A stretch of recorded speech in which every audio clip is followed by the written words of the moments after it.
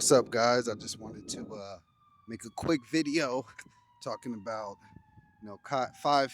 I wanted to make a quick video talking about 5 key things that helped me or would have helped me when I started videography. I got my notes down. So first thing is learn marketing. Reason why I say that is because when I first started, and when most people start, they rely on your circle around you. So the people around you. When I first got started, I started as a dancer, and I went from there, and I was doing gigs with other dancers and other choreographers. So it's natural.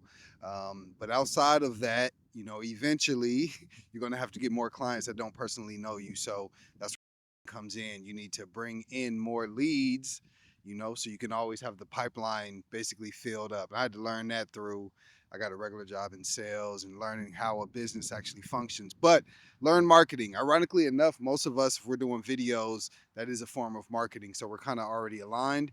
But yeah, man, learn marketing, super important to bring in more clients. So next would be study lighting. Super important. Sometimes you got to slow down and just take a look at what the light is doing. Literally just stop.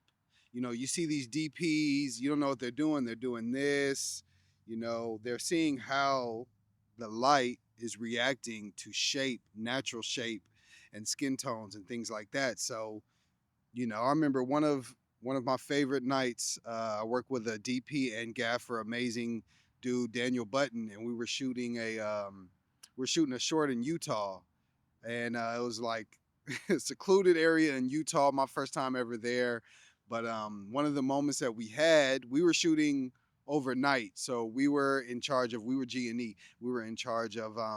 That's basically means grip and electronics, so all the lighting stuff and stuff like that. So we had to power the lights that lit the set. But while we were outside, we took a moment to look up at the moon. It was overnight. It was so bright, but it was also harsh. So just taking those 5 minutes to talk about what the light from the moon feels like. Like, it was extremely hard. It was one source. It wasn't soft, and it was pretty bright, to be honest. So that's just an example of like just slowing down, taking a moment. Even when I came out today, I knew that after about 3 p.m. the light would start to settle down, and I didn't want the light directly on me, so I kind of sat at this 45-degree angle because I feel like it'll be more flattering lighting. Now, y'all let me know because I can't see myself. Next, peace.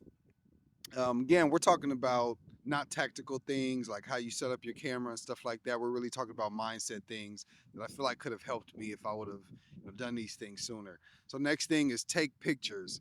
When you're a DP, if you do want to be a DP, or even if you don't, videos, movie, director of photography, the pictures are a big part of what we do. If we're capturing 24 every second, if we're capturing 30 every second, 60 every second, they're still pictures. So, and what that does for me is it's still kind of the same thing with the lighting. It helps me slow down, kind of evaluate the situation, figure out what's the best angle, what am I trying to get out of this subject? What is the subject?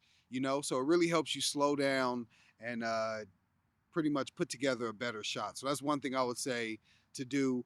What that'll help with is you don't have to spend so long trying to get a shot. You don't have to put it on your gimbal, hit record, and then find the angle. You already have it in your head because you've done the photography, you've done the work, and we'll get to that a little bit later. So number 4 is practice, practice, practice, practice. Purposely said it 4 times because practice is huge.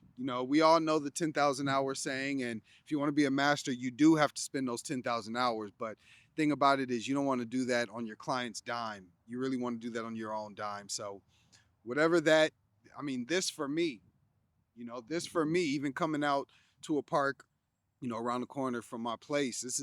These are practice hours. It's just going to make it easier for me to do it later when I do it for a client. So, one thing I heard Myron Golden talk about, and he took this from someone else, but the professionals, the really good ones, they practice 4 to 6 times more than they actually do the thing. Than they do, whatever their particular thing is. That's basketball. Steph Curry is spending way more hours in the gym in the off season and on his off days than he is that, 2.5 hours that he's playing basketball in front of us. So practice, practice, practice. One things I would say is like maybe go outside and give yourself a challenge. A cool one that I saw was like reflections. They're only going to take pictures of reflections or maybe a color or maybe a shape. I'm going to go out and I'm only going to film or take pictures of squares or circles and see what you can make out of that. Maybe I'm going to go outside and center everything. I'm not going to put nothing on the right or left. I'm going to center absolutely everything. Center top, bottom, all that. So just a few things and steps to help with the practice. Last but not least, stick to a general niche. Stick to a general niche. And I say that you don't have to be super specific.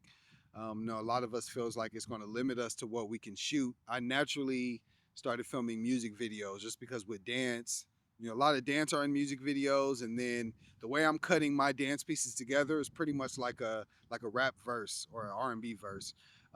So I naturally went to music videos, and I wish I would have maybe stayed in dance a little bit more.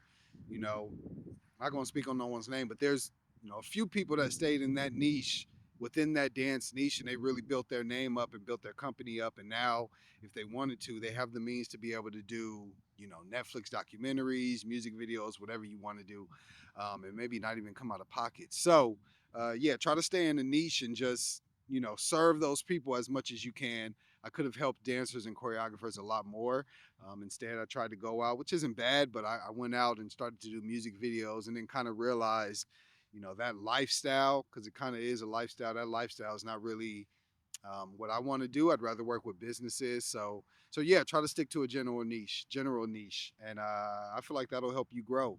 So, I wasn't rolling, but I wanted to leave you with one more, and that's a lot of people I guess it's called gear acquisition syndrome. I would say just put your blinders on. Don't pay a bruh. Yeah, put your blinders on. I'm gonna keep going. I'm not gonna stop. Put your blinders on. Don't pay attention to everybody else and what they got in their hand, because in the end, it really doesn't matter. It matters more about your results. If you can get the for your client or even for yourself, that's really what matters. So, don't get caught up in the Komodos, even the FX3s, all that stuff. I don't think we're there anymore. Technology has come a long way. So don't be scared to get A6100. Do what you do with that. You know what I'm saying? Me and the Nifty 50 did some great work back in the day. Just don't be shooting at 1.8. But I will say the gear I'm using, I have the FX30, so not the 3, but it's not needed. And then I have these Cinco. These aren't Rode mics. They Cinco. They save me a little bit and they get the job done. I got 2 of them and a receiver. I'll try to make an Amazon link and all that. But yeah, all that goes to say, don't focus on the gear, focus on your skill. Anyway, I wanted to make this real dirty. Just, it is what it is. Get out there, no cuts. These 5 tips I feel like could have helped me when I first started, but now I'm starting to implement more of them. If you like this content, I'm pretty sure YouTube may be showing you something that you may also like. So feel free to click that. And until next time, I'll see you soon.